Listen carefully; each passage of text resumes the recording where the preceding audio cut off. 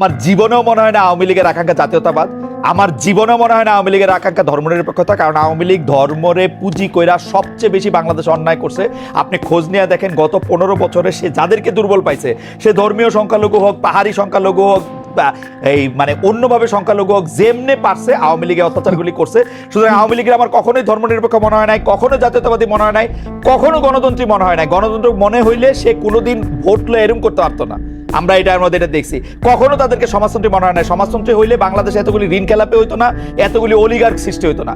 আওয়ামী লীগ এই সংবিধানের 4 মূলনীতির একটাও মানে নাই। এটা হলো আমার ছোট্ট 2 পয়সার মতো। কনস্টিটিউশন তার মানে এটা তো কনস্টিটিউশন তো তাহলে কমপ্লিটলি ফেল করছে। না না, আওয়ামী লীগ যা যা কিছু করছে, শোনেন হাসনাত, আমার মতটা হলো আওয়ামী লীগ যদি আপনারা কনস্টিটিউশন ভঙ্গ করছেন এই কারণে আপনাদের শাস্তি দিবে এই একটা স্বপ্নের জায়গায় থাকে, আমি বলবো বাংলাদেশে কোনোদিন ন্যায় বিচার প্রতিষ্ঠিত হইলে বাংলাদেশের সংবিধানের মূলনীতি ধ্বংস করার জন্য আওয়ামী লীগের বিচার সবচেয়ে আগে করা উচিত।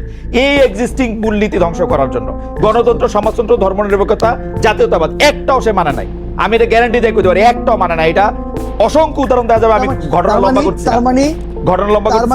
কিন্তু আপনারা যে সংবিধানটা করা হয়েছে, সংবিধানের মূলনীতির ভিত্তিতে করা হয়েছে, এটা কোনোদিনও বাস্তবায়ন করা হয় নাই। এটা আওয়ামী লীগ নিজেই খর্ব করছে। না, আওয়ামী লীগ খর্ব করছে না, আওয়ামী লীগ খর্ব করছে না। আমি শেখ হাসিনার আমলটায় আমি সাংবাদিকতা করি, আমি 15 বছরে কইতেছি আওয়ামী লীগ এটা হত্যা করছে।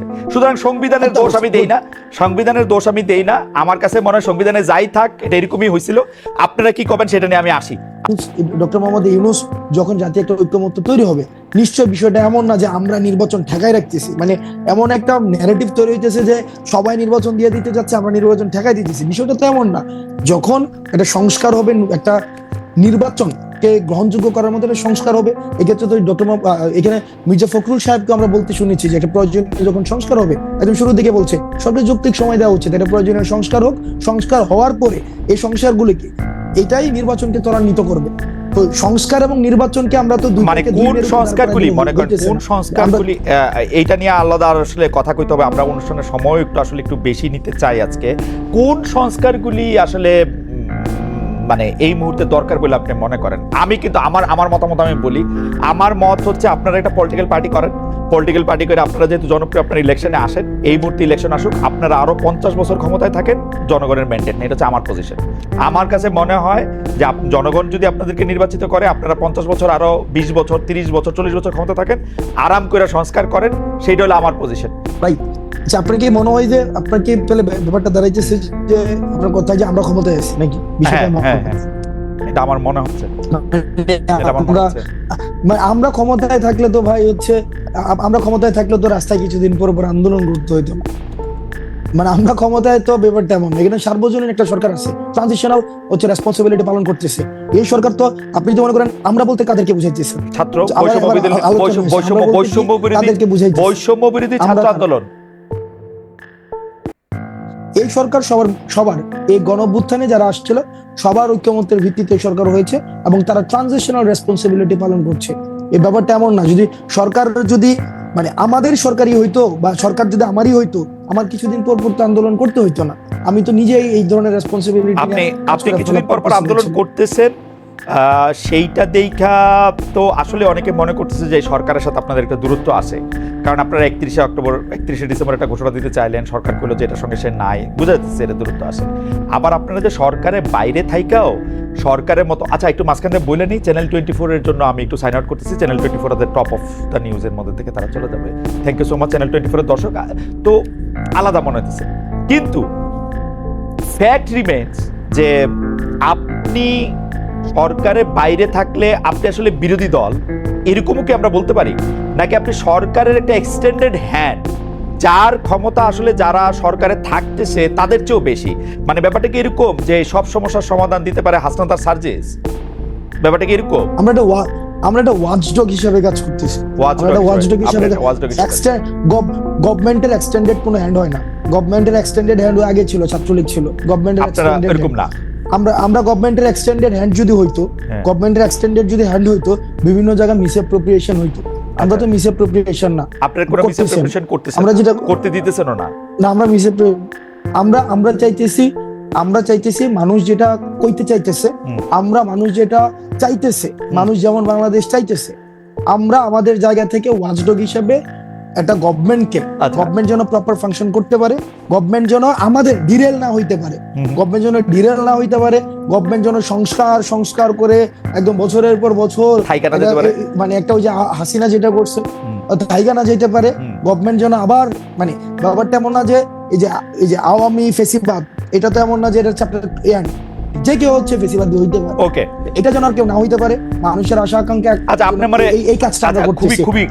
খুবই আপনি চমৎকার বলছেন জনাব আব্দুল্লাহ। এইটা আপনি বলেন তো, এই যে বৈষম্য বিরোধী ছাত্র আন্দোলন, জাতীয় নাগরিক কমিটি নামে আপনার দুইটা সংগঠনে কিন্তু সক্রিয়, দুইটারই অফিস আছে। এর বাইরে আমরা শুনছি যে আপনারা নতুন রাজনৈতিক দল করতে যাচ্ছেন। আপনি আবার একটু পরে গিয়ে বলবেন যে অ্যাজাম্পশন, ফ্যাক্ট এগুলি আমাদের শিখাবেন, আমি শিখবো এগুলি, অসুবিধা নাই। কিন্তু এই যে জেলা বিভাগে মত বিনিময়, ভাই আপনার কাছ থেকে, জেলা বিভাগে আপনার কাছ থেকে আমরা শিখছি। আচ্ছা জেলা বিভাগে মত বিনিময়, ওকে ফাইন, জেলা বিভাগে মত বিনিময়, মিছিল, সভা, মার্চ, নানা কিছু আয়োজন করতেছেন আপনারা। খুব জনপ্রিয় প্রশ্ন এটা, এগুলির ব্যয় আসলে কিভাবে আপনারা নির্বাহ করতেছেন? আপনাদের আর্থিক যোগান কিভাবে হইতেছে? হ্যাঁ, প্রশ্ন উঠতেছে এরকম যে রাষ্ট্রীয় গোয়েন্দা সংস্থা একটা রাজনৈতিক দল গঠনের প্রবেশ চেষ্টা চালাচ্ছে। ভাই আটকে গেছে, একটু পিছন থেকে বলতে হবে, কারণ আচ্ছা না, সহজ। আপনাদের দুইটা জিনিস, একটা বৈষম্য বিরোধী ছাত্র আন্দোলন, একটা জাতীয় নাগরিক কমিটি। হ্যাঁ, এই দুইটাই আপনারা সক্রিয়, দুইটারই অফিস আছে, কিন্তু আপনারা জেলা বিভাগ এদেরকে যাইতেছেন, বিভিন্ন ধরনের সভা করতেছেন, এগুলির টাকা আসতেছে কোত্থেকে? মানে এই প্রশ্নে কেউ কইতেছে যে আপনাদেরকে ডিজিএফআই, এনএসআই, সরকার এরকম টাকা দিচ্ছে, আপনাদের দিয়ে একটা দল করতেছে। বলেন এবার। আচ্ছা খালেদ ভাই, আমি একটা কথা বলি। যেমন আমি ব্যক্তিগতভাবে লাস্ট 15 দিন ধরে একটা প্রাডু চড়তেছি। প্রাডু গাড়িটার দাম হচ্ছে 1,80,00,000 টাকা। প্রাডু চড়তেছি, হয়তো আগামী সপ্তাহ থেকে ওডি চড়বো। ওডি যেমন আমার অ্যাকোয়েন্টেন্সের মধ্যে প্রাডু আছে, ওডি আছে, তারপর হচ্ছে বিএমডব্লিউ আছে, তারপর হচ্ছে মার্সিডিজ আছে, করোলা এক্স থেকে শুরু করে আলফ্রাডো পর্যন্ত আছে, রাইট? এখন আপনার কি মনে হয় না যে হাসনাত আব্দুল্লাহ একটা আন্দোলন করেছে? যেমন খালেদ ভাই, আপনার গাড়িটা কি, মানে আপনি কি মডেলের গাড়ি এখন ব্যবহার করেন? এখন নিউ ইয়র্কে গাড়ি নাই। মানে নিউ ইয়র্কে গাড়ি নাই, মানে গাড়ি তো ছিল, কি গাড়ি আছে আপনার? আমার জার্মানিতে ভক্সওয়াগন ছিল, ওরা ফক্সওয়াগন। আচ্ছা ভক্সওয়াগন বা ফক্সওয়াগন হোয়াটএভার। আপনার কি মনে হয় না বাংলাদেশে এরকম হাসনাত আব্দুল্লাহ অন্তত 100টা খালেদ ভাই আছে যে তাকে গাড়ি দিতে পারে? হ্যাঁ, না এইগুলি নিয়ে কিন্তু আমার কোনো আপত্তি নাই, কিন্তু আসতেছি ভাই। হ্যাঁ, ঠিক একইভাবে এই 100টা খালেদ মহিউদ্দিন ভাই বাংলাদেশে এরকম ফক্সওয়াগনের মালিক যেমন আছে, তারাই চায়, এই শুভাকাঙ্ক্ষীরাই চায় যে তাদের একটা প্রোগ্রাম হবে। ভাই আমরা একটা প্রোগ্রাম আয়োজন করতেছি, আপনারা আসেন, সেখানে মানুষের সাথে আপনারা কথা বলেন। মানুষের আপনাদের প্রতি অনেক ধরনের হচ্ছে নেতিবাচক ধারণা রয়েছে, তাদের অনেক জিজ্ঞাসা রয়েছে, তারা অনেক কিছু জানতে চায়, অনেক কিছু বলতে চায়। আমরা সেই জিনিসটা তাদের আয়োজনে গিয়েছি। 100 খালেদ মহিউদ্দিন সেই কাজগুলো করে। 100 খালেদ মহিউদ্দিন বাংলাদেশে 100-1000 খালেদ মহিউদ্দিন আছে। না আমার 50 লক্ষ খালেদ মহিউদ্দিন আছে, অসুবিধা নাই। কিন্তু আমার কাছে মনে হয় যে এই যে আপনি প্রাডো চড়তেন, এখন প্রাডো চড়তেছেন, ওডি চড়তেছেন, মার্সিডিজ চড়বেন, বিএমডব্লিউ চড়বেন, সেগুলো ঠিক আছে, কিন্তু আপনার সাথে কি এদেরই বেশি বন্ধুত্ব হইতেছে রিক্সাওয়ালা বা টয়োটাওয়ালাদের চেয়ে? আমার রিক্সাওয়ালাদের সাথে সম্পর্ক আছে, আমার মানে প্রাডো, ওডি, মার্সিডিজ, বিএমডব্লিউ যাদের আছে, তারা কি হাসনাত আব্দুল্লাহর কাছে বেশি কাছে যেতে পারতেছে যে আমার কথাটা আপনি বেশি শোনেন? আমি এই যে প্রাডুটা নিয়ে হচ্ছে রিক্সাওয়ালাদের কাছে যাচ্ছি, প্রান্তিক জনপদের কাছে যাচ্ছি, মানে প্রাডুটা নিয়ে যাইতেছি, প্রাডুটা নিয়ে যাইতেছি। এই প্রাডোটা কি আপনি একটা স্টেটমেন্ট হিসেবে ব্যবহার করতেছেন যে দেখো আমার কাছে একটা প্রাডো আছে? কারণ আপনি ইচ্ছা করলে একটা টয়োটাওয়ালারও নিয়ে যেতে পারতেন, তাই না? আমার এটা বুঝাইতে চাইতেছি যে I have access to everything. আমার হচ্ছে you have access to everything, really. Corolla X থেকে শুরু করে, যেমন মিডিয়া একটা অ্যাসাসিনেশন কি হইতেছে, যেমন আমি গতকাল একটা হচ্ছে আপনাকে না ক্যারেক্টার অ্যাসাসিনেশন কিভাবে হয় খালেদ ভাই দেখেন, আপনাকে জাস্ট একটা এক্সাম্পল দিই। গত পরশুদিন একটা নিউজ হইছে এবং প্রথিতযশা বিভিন্ন মিডিয়া নিউজ করছে, হাসনাত এবং সার্জিসের বাসায় 200 কোটি টাকা এবং 100 কোটি টাকা পাওয়া গিয়েছে। প্রথিতযশা মিডিয়া বলতে আমি তো পড়ি নাই, কোনটা এটা মিডিয়া? কালের কণ্ঠের মধ্যে আসছে, কালের কণ্ঠ হচ্ছে অনলাইন ইয়াতে, এবং নিচে করে কালের কণ্ঠ, এবং নিচে ছোট করে লেখা আছে বিস্তারিত কমেন্টে, এবং বিস্তারিত কমেন্টে একটা লিঙ্ক দেওয়া আছে। লিঙ্কের পুরাটা পড়ার পরে যে এটা হচ্ছে একটা মিথ্যা তথ্য। এই যে দেখেন, এই যে হাসনাত প্রাডু চোরে, হাসনাতে হচ্ছে একটা এক্স করোলা আছে, হাসনাত তো ভাই না, না, না খায় ছিল না এই ভাই। যেই খবর আবার নিচে দিয়ে মিথ্যা লেখা দেয়, এটা দিয়ে আমরা আলোচনা করে এটা সময় নষ্ট না করি। না, কথা সময় হলো যে নষ্ট করা উচিত কথা হলো যে আপনারা যে সভা সমিতি করতেছেন, আমি কোন জায়গায় প্রশ্নটা আসতে যেতেছি, আমি কোন জায়গায় প্রশ্নটা করতেছি, জনমতটা গইরা উঠে ওইভাবেই যে হাসনাত প্রাডু চড়তেছে। ওকে কিন্তু পরের প্রাডুটা সেটার উৎসটা কি সেটা নিয়ে কিন্তু জনমতটা গইরা উঠে না। ওকে এই ক্লিকবেট জার্নালিজমের প্রবলেমটা হচ্ছে এই জায়গায় ভাই। দেখেন, আমি আপনাকে বলি, আমার দুইটা বন্ধু আছে, এর একটা প্রাডো গাড়ি আছে, এর একটা টয়োটা গাড়ি আছে, আরেকটা খালাতো বন্ধু আছে, ওর ধরেন আরো একটা ছোট গাড়ি আছে। আমি যে এর মধ্যে পিক এন্ড চুজ করে প্রাডোটা নিতেছি, এর মধ্যে আমার কোনো কামনা বাসনা আছে কিনা? না, আমার মধ্যে যেটা কমফোর্ট ফিল করতেছি আমি সেটা নিয়ে যেতেছি। কিছু এমনও তো ওভারঅল তো চড়তে হয় মাঝে মাঝে। আচ্ছা আচ্ছা আচ্ছা, মানে যেটাতে আপনি কমফোর্ট ফিল করতেছেন, আপনি ইউ আর কমফোর্টেবল, মানে এইটাতে এইটা আমি কেন জিজ্ঞেস করছি, আমি বলি তারা কিছু এই বন্ধু, আমরা আপনি ইংরেজি সাহিত্যের ছাত্র, আপনি কিন্তু বারবার মানে ইংরেজি সাহিত্যের কথা বলতে হয়। আপনি কি কখনো দেখছেন যে কেউ কোনো বন্ধুত্বের বিনিময়ে কিছু আশা না করে? যারা আপনার সাথে এই বন্ধুত্বটা এখন করতেছে তারা আপনাদের কিছু আশা করতেছে না? না ভাই, বন্ধুত্ব না তো। আপনার ওই যে এই যে হাসিনার বিরুদ্ধে যারা আন্দোলনে আসছিল, মানুষ তো টাকা নিয়ে রাস্তা আসছিল। এই টাকা কোন দিনের জন্য? এই টাকা হচ্ছে মানুষের জন্য। যদি দেশে পোলাপাইন না থাকে আমি এই টাকা দিয়ে কি করবো? এই ভিডিওগুলো তো আছে, ওই মানুষগুলো এখনো আছে, ওই মানুষগুলো এখনো আছে যারা চাই না কোনোভাবে আর বাংলাদেশটা কোলাপস করুক, বাংলাদেশের মানুষ আশাহত হোক। এই ধরনের প্রচুর মানুষ আছে ভাই, প্রচুর মানুষ আছে। টাকা আপনারা যারা এই কাজটা, আচ্ছা ঠিক আছে আমি এটা বুঝতে পারছি। সুতরাং টাকা আপনারা কোনো ওই যে পলিটিক্যাল পার্টিগুলি যেমন করে চান্দা নেয়, একটা রসিদ দেয় বা দেয় না, তারপর টাকা নিয়ে এরকম থাকে, তা আপনারাও যখন এই ব্যয়টা এগুলির জন্য টাকা নিতেছেন, এগুলি কোনো রসিদ টসিদ থাকতেছে না, এটা জাস্ট মুখে মুখে কথায় এই 50,000 টাকা দিল, এই রাস্তা দ্বারা 20,000 টাকা দিল, ব্যাপারটা কি এরকম? আচ্ছা, একটা প্রোগ্রাম আমরা কেমনে আয়োজন করি? একদম সহজ কথা, এখানে বলেন তো। আমরা তর্কের খাতিরে ধরে নেই এই প্রোগ্রামটাতে 1 লাখ টাকা ব্যয় হবে। এবার আপনি আমার ব্রেকআপটা দেখান।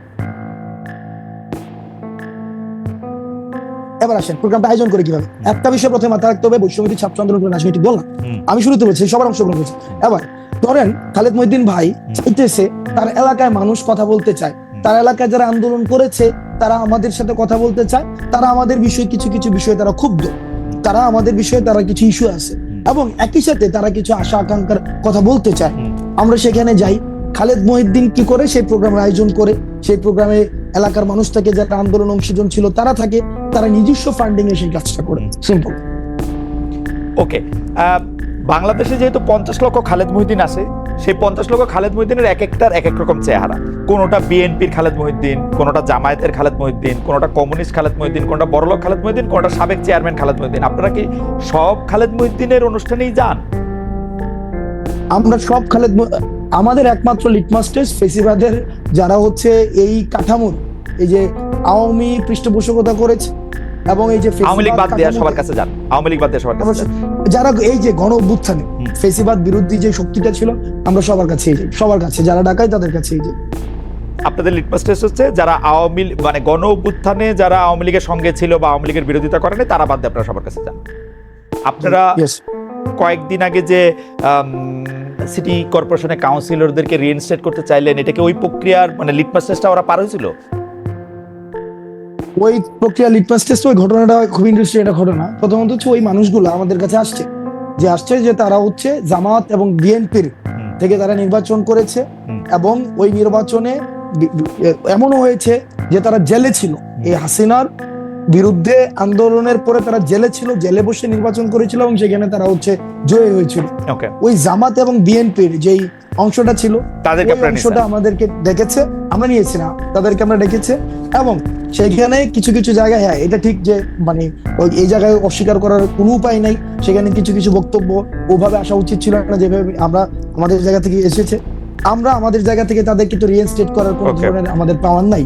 আমরা আমাদের জায়গা থেকে বলেছি যদি কমিশন করে দিয়ে কারা হচ্ছে, যদি মানুষের, আমরা দেখেছি ইতিমধ্যেই একটা অসন্তুষ্টি তৈরি হয়েছে স্থানীয় শাসনে, কারণ এই প্রশাসক দিয়ে হচ্ছে স্থানীয় যে সুবিধাগুলো রয়েছে, সুযোগ সুবিধাগুলো রয়েছে, সেগুলো প্রান্তিক জনপদ পর্যন্ত পৌঁছানো যায় না।